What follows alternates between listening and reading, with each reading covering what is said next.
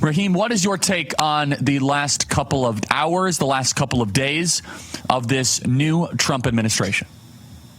Well, look, they've clearly hit the ground running, and that was one of the most important things that we were all concerned about on the run-up to January 20th, was how much can you get done, how quickly, how many roadblocks are there going to be from the deep state, the holdovers, so on and so forth. Look, we lived that life in 2016 and saw the massive Sisyphean task, fought by all of the people who went to, in good faith, work inside the White House, work inside the government departments.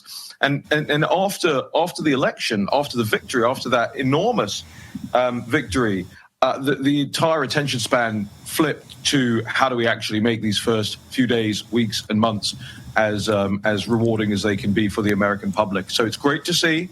I think, minute upon minute, I seem to be getting notifications from the White House Communications Office, which is great because we were banned from the White House Communications list under the Biden regime. So they've reinstated us over at the National Pulse. I know they're putting so many other, including your guys' reporters in the press briefing room. And I think that is a sign of major amounts of transparency coming out of this administration, too.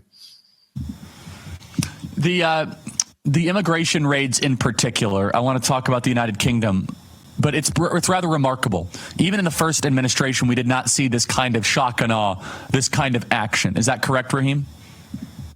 Yeah, it is. I mean, I think, again, 8 years ago, people were really getting to grips with how do these processes operate.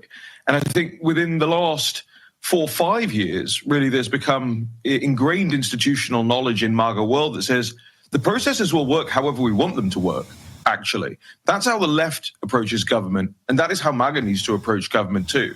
There has been predominantly, traditionally, too much appeasement on the Republican side of cutesy little processes and bureaucratic backstops. Well, those times are over. And when you have the yoke, when you have the mantle, when you have the momentum and the wind at your back, a mandate from the public like Donald J. Trump got, then you have to use every single tool in your arsenal to carry out your campaign pledges. So I'm ecstatic, frankly, with the speed and the ferocity with which they're operating. So there is a story here that you warned about many years ago in the United Kingdom, where now 1 in 12 people in London is an illegal migrant.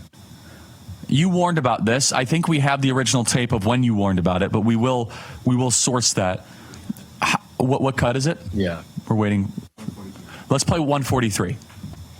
Do you know how much youth homicide went up by in London last year? Have you told your viewers that? 70%. Have you looked at the mayoral's police and crime report from December the 12th? You look at that, almost every single measure out of 42, only 4 of them in 4 categories did crime go down. In every single other area, double-digit rises in crime across London. So you know what? To borrow a phrase from Donald Trump, London's turning into a shithole under Sadiq Khan. You predicted it, Raheem. What's going on in the United Kingdom? Yeah, you only had to pay attention to what were public details about how London's left-wing mayor Sadiq Khan was running the city into the ground, which I did, but the press didn't want to do it, which is what led to that kind of altercation on Sky News. Never been invited back since, obviously. But you now see today a London wildly unrecognizable from even 10 years ago. And even 10 years ago, it was wildly unrecognizable from 10 years prior. The idea of public safety has gone out of the window. You're seeing mass stabbing events, shootings. Yes, that's right. We actually have guns and shootings in the United Kingdom, much to the chagrin of the Second Amendment haters out there who use that falsely as an example.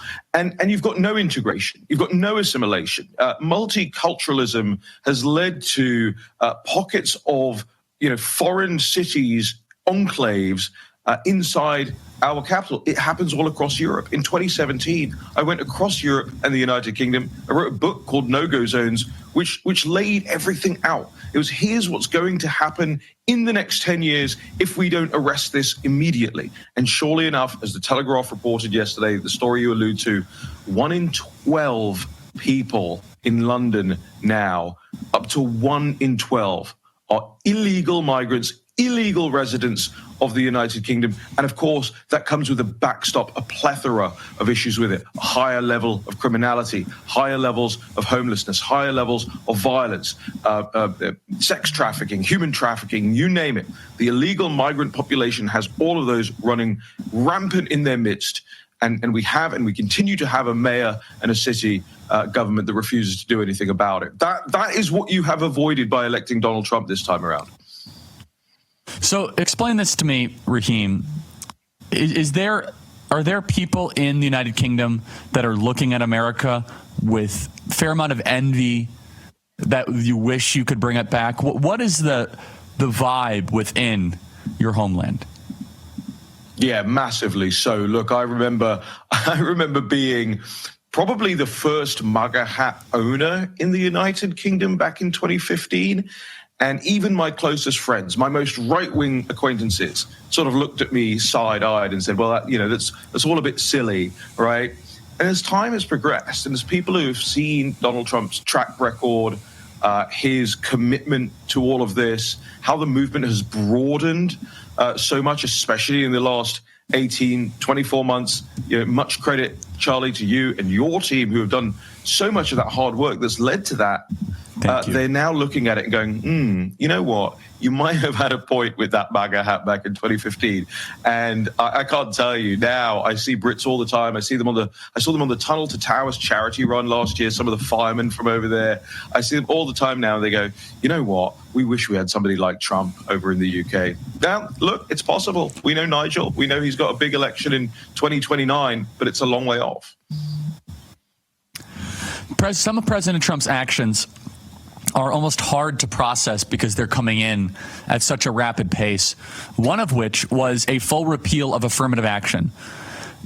Raheem, this would have been an unspeakable concept even 5 years ago when Trump was president. What changed? We're now on day 2 or day 1. I can't remember. I think it was day 2.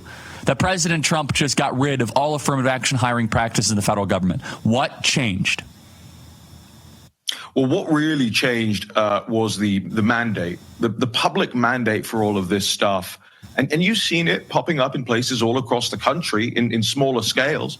Governor DeSantis, for as much as we had to go entering the primary, has done a fantastic job tackling what he calls woke in Florida. And so you've seen the bubbling up, the grassroots reaction to so much of this stuff. How much money is being spent on it? How many diversity and inclusion officers are there operating, not just within government, by the way, but within government-sponsored NGOs across the board, State Department, embassies all around the world. And the mandate changed.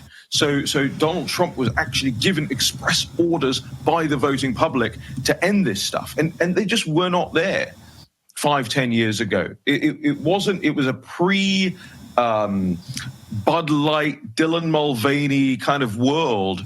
And there has just been so many people who have brought this to Elon Musk and libs of TikTok and all of these guys kind of unveiling this to, for the public to actually, really have this election was like a referendum on that stuff.